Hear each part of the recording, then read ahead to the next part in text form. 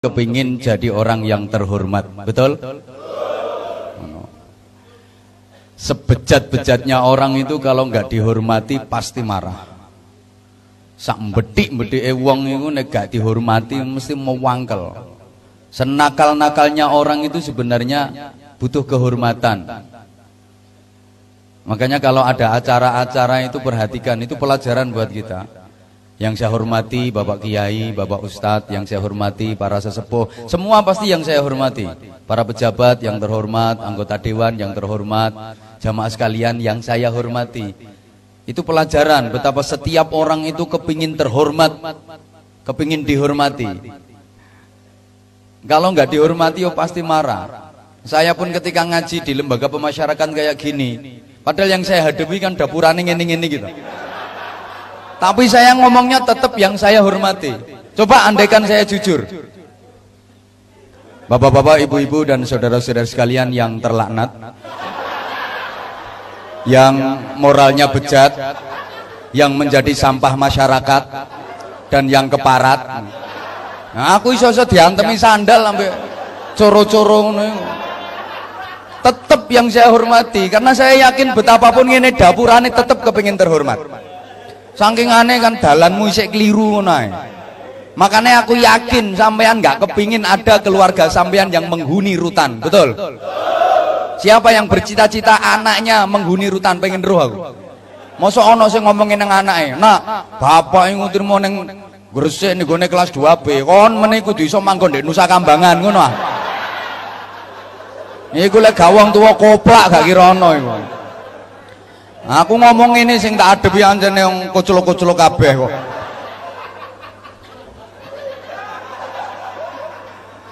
Allahumma sholli ala Muhammad.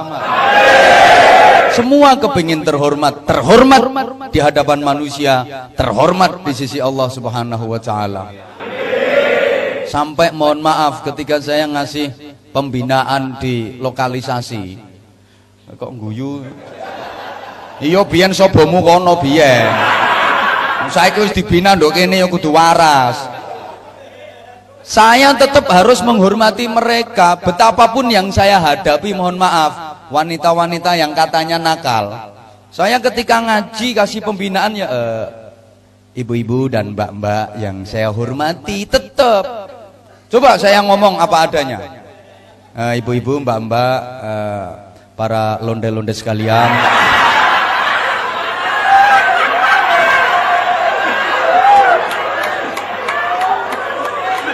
Yang suka menghancurkan rumah tangganya orang, juga para begenggek-begenggek yang gemar menghabiskan duitnya suami orang.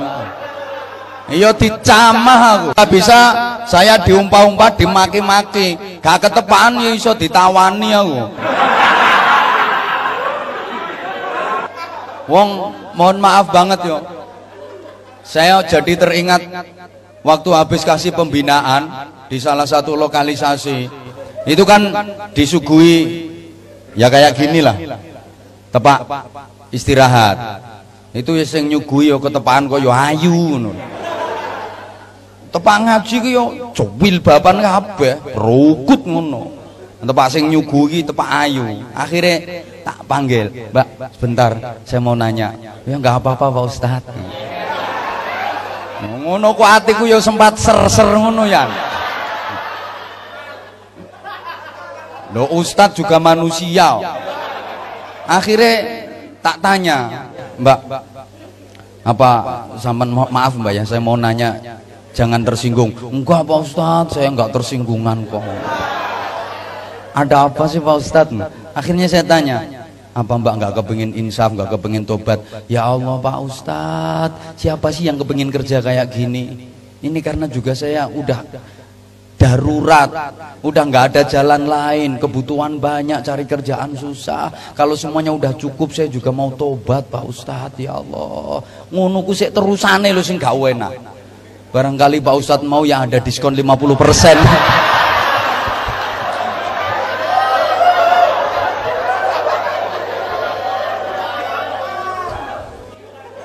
Akhirnya saya punya kesimpulan bahwa ternyata Sebejat-bejatnya orang itu pada dasarnya dia baik.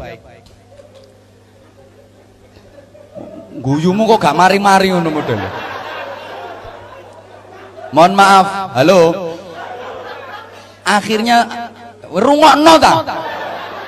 Wong niku ganduk njaba, ganduk kene padha ndableke kon niku. Rungokno ta.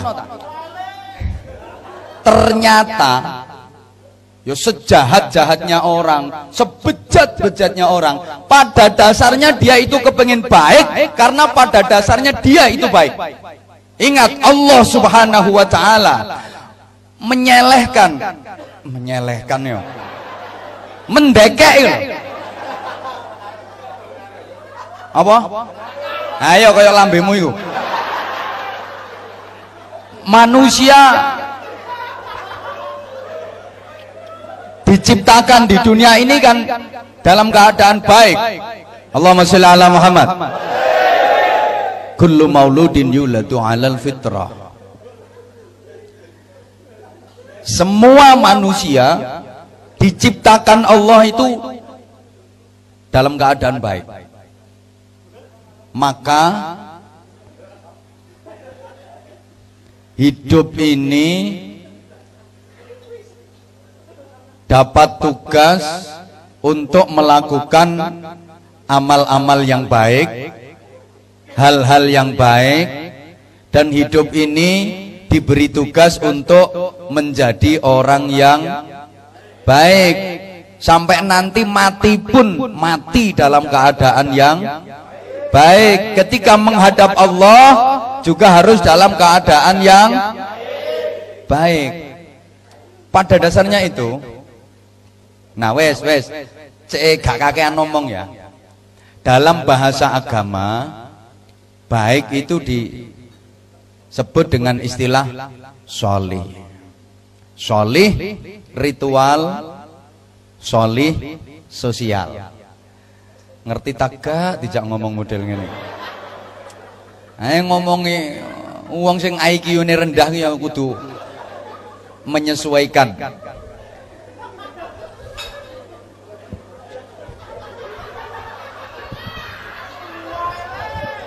Mbah. Ngene tak baleni. Lah aku ngomong model ngene iki sampean paham tak gak? Ya wis. Sholih ritual sekaligus sholih sosial. Ini harus dua-duanya. Harus komplit. Ndak boleh timpang. Gak oleh pincang. Ndak boleh ditinggalkan salah satunya. Sholih ritual saja tanpa didukung dengan sholih sosial yang baik tidak cukup, belum dikatakan sholih, belum bisa jadi manusia baik. Atau sebaliknya, sholih sosial tanpa ditunjang dengan sholih ritual yang baik tidak cukup. Sholih ritual itu yang berkaitan dengan hubungan langsung kepada Allah melalui jalur ibadah mahdhah. Ya kayak sholat, kayak puasa, baca Al-Quran, kayak gini mau sholawatan, ngaji, barang ini dalam rangka untuk meraih sholih ritual. Nah, sholih sosial itu tersalur melalui interaksi. Lah gak ngerti, krungumu mesti terasi. Melalui jalur muamalah, ibadah sosial. Niki sing elekmu ndek kene iki. Lah ngaku ta lah gak ngono sampean gak kira manggon nang kene. Lah ngono lho, cek cepet urusane, wis enak jujur nae. Ya mungkin ada sebagian yang salah tangkep. Sing endi ya? Sing salah tangkep. Oh gak ono iki. Iki ancene bajingan kabeh kok. Lah sing gak trimo maju mrene. Aku ijen musung sakmene kae mesti kalah aku. Ngene. Lagi nek kepala rutan rangira wani model ngomong kaya aku ngene iki. Pengen dikeruyuk sak pirang-pirang. Lah nek aku sing ngomong gak kira wani wong masih ngene iki sik tetep dikualat sian. Karena saya yakin di bathukmu itu ada kebaikan. Nah, iki sing arep tak jukuk iki. Makane sering-sering ngundang aku, Pak.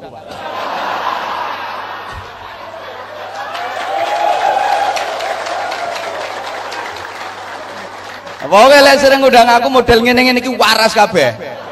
Syaratnya situ sumbut. Pokok sumbut ya berangkat. Loh, sumbut itu artinya apa? Pikirmu lah duit ngono to. Artinya sesuai sing dijak ngaji ya semangat, saya juga ada waktu, ada hasilnya, itu namanya sumbut. Pikiranmu duit ngono to. Namanya bajingan nih pikirannya wis ngono ae. Saman jangan negatif thinking.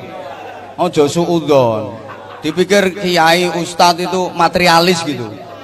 Mbok anggap kiai ku nek karo duit terus moh ngono ta. Yo arep kok.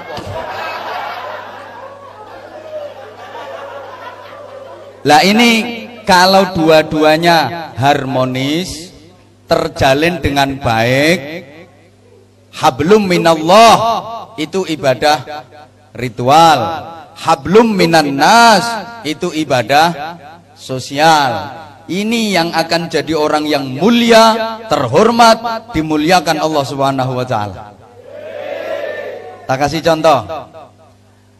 Orang-orang yang betul-betul terhormat di kalangan manusia, dimuliakan Allah, itu pasti solihnya komplit. Ya solih ritual, ya solih sosial. Contoh, Panglima Besar Jenderal Sudirman, pahlawan nasional, pejuang kemerdekaan, beliau luar biasa, hebat. Jenderal Sudirman itu top. Selama mimpin perang melawan penjajah, mulai merebut kemerdekaan sampai mempertahankan kemerdekaan, Jenderal Sudirman itu enggak pernah ketangkep sama penjajah, enggak pernah ditangkap Belanda, enggak pernah ketangkep Jepang, enggak pernah ketangkep sekutu, enggak pernah dibuang, enggak pernah diasingkan, enggak pernah dipenjara. Perang dikepung sama penjajah, hampir ketangkep, lolos. Oh, setiap meh ketangkep lolos. Iki rata dudono rahasia nih, soalnya mesti engko mbok tiru potonganmu. Bahaya lek potonganmu duwe ilmu ngene iki, jelas bahaya. Lha sampean ora patek sakti yo nyolong pitik kecekel.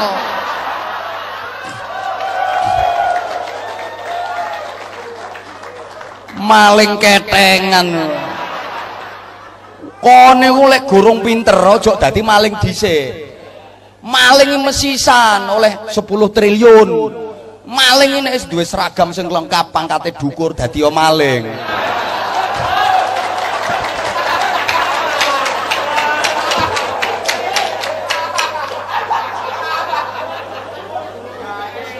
Nyolong terima nyolong pitik. Penggaweanmu lak nyolong ayam, ngono iku to. Halo. Ya ana sing judi ketangkep barang ngono. Ya ana sing gara-gara sabu ngene barang. Wong sampai saiki durung waras telere raimu iku. Halo. Halo. Mohon maaf bakal apa hajur ya wis wong-wong iki. Mesti santak gembukane ndok kene. Ngene. Wis rungokno ta? Jenderal Sudirman itu sakti. Iya. Mulia, iya. Terhormat, iya. Luar biasa, iya. Ternyata usut punya usut, beliau punya jimat. Wah, mesti kepingin nih. Apa jimatnya Jenderal Sudirman sehingga beliau begitu hebat?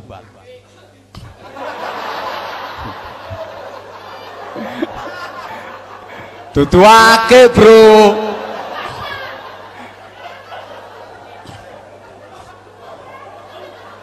Akik jarene.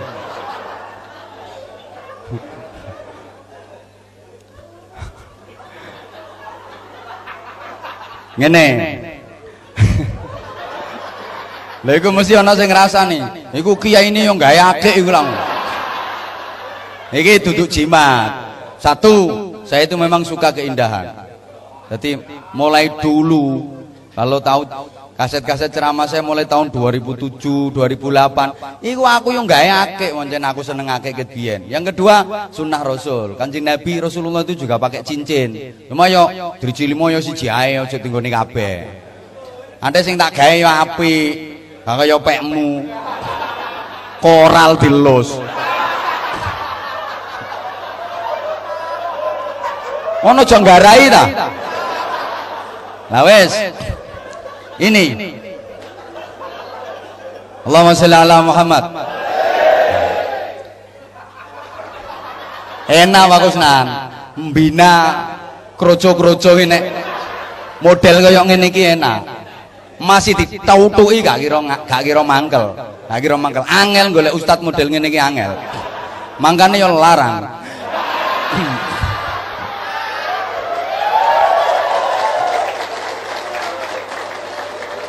Loh, orang-orang yang model kayak gini langsung didoi Al-Quran surat kesekian ayat kesekian mendal iso-iso ustadnya dilokno ustad gendeng yang ngono barang tapi lek macak podo gendenge ngene iki kan dia merasa bahwa saya juga bagian dari mereka ngono lho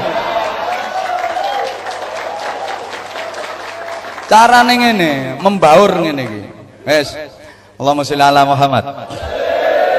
Jimate Jenderal Sudirman itu 3. Yang pertama, beliau itu daimul wudu, mengabadikan wudu. Bahasa Jawanya ngelanggengno wudu, tidak pernah batal.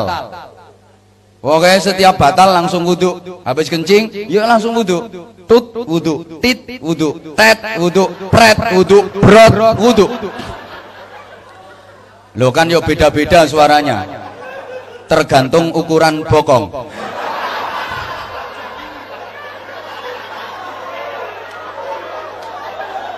Semakin besar bokong ya, semakin gede volume entut. Yombo kok ngono. Kalau bokongnya kecil tipis, nah suaranya yo cilik. Tapi lah bokongnya gawedi kandel ya beda.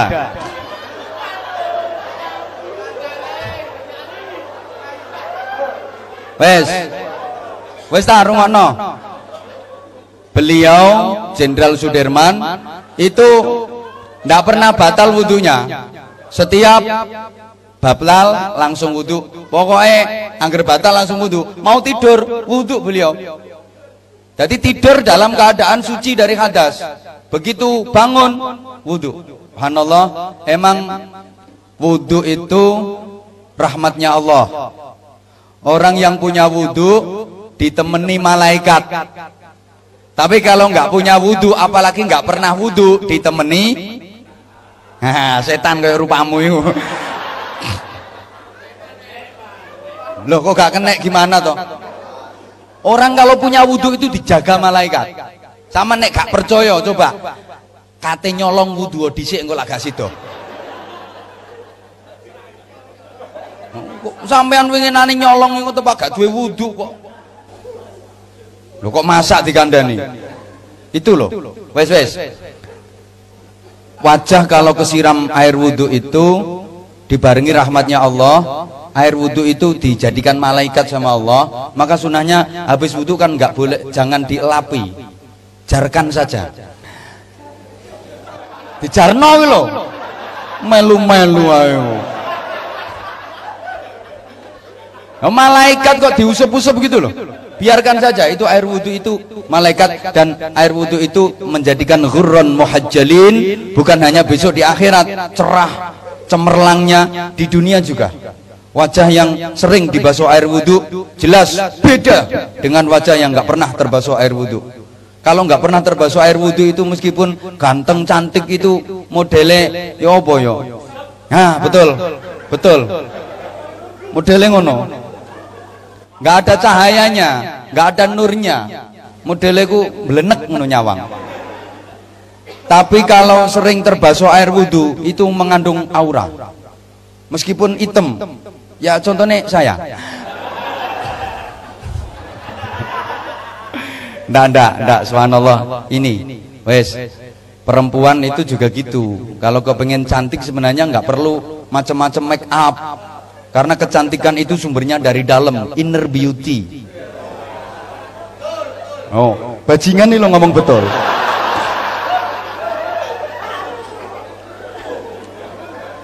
bukan outer beauty. Lah kadang-kadang mohon maaf, banyak perempuan yang salah. Kepengin cantik itu raine didempul, alisnya dikerek, resi bersih diganti buntutnya kalau jengking. Nggak tahu apa. Teknologi kecantikan itu sekarang kan macam-macam. Ada yang pasang wis mbuh apa ae jenenge ngono iku. Ada lagi nyambung rambut. Bahasa Inggrisnya higher extension gitu. Lah kok kowe gak kira iso ngomong ngono ku. Ada lagi menyambung bulu mata. Bulu mataku bahasa Inggrisnya aidem. Iki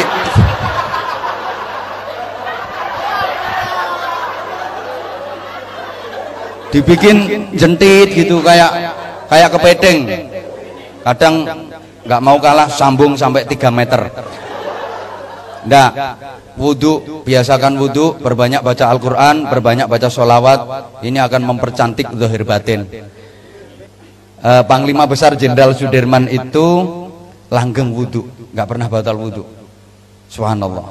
Yang kedua, Jenderal Sudirman itu, ini bukti ya, bukti kalau beliau daimul wudhu itu diantaranya ketika napak tilas perjalanan Jenderal Sudirman, napak tilas perjuangan Jenderal Sudirman itu di setiap titik, di setiap tempat yang pernah disinggahi oleh Jenderal Sudirman itu ada tempat wudhu, wadah air untuk wudhu yang terbuat dari tanah. Itu bahasa Indonesianya saya nggak tahu jujur, tapi kalau bahasa agak Inggrisnya saya tahu, namanya the padasan. Itu mohon maaf Pak Nadif, mohon maaf ngadepi ngene-ngene nggo bahasa temen-temen yo gak ono gaene kok. Wis ngajine model ngene iki ae. Sing penting kan mereka paham. Nah wis ada itu sampai sekarang, setiap titik yang pernah disinggahi Jenderal Sudirman itu pasti ada tempat air untuk wudhu beliau. Memang beliau seperti itu. Terus yang kedua, jimatnya apa? Jenderal Sudirman selalu sholat di awal waktu. Ini yang sulit ditiru. Saya ngomong dewi gurung karwan iso niru. Loh bener. Begitu masuk waktu sholat, segera laksanakan itu sholat. Sekalipun dalam keadaan perang berkecamuk, beliau betul-betul menjaga sholatnya. Dan sholatnya mutu dan kualitas. Jadi kadang-kadang seperti itu. Orang kurung adzan iso murang-muring barang. Mesoh kadang-kadang kurung adzan. Yo gak usah tak tirokno mosok aku kok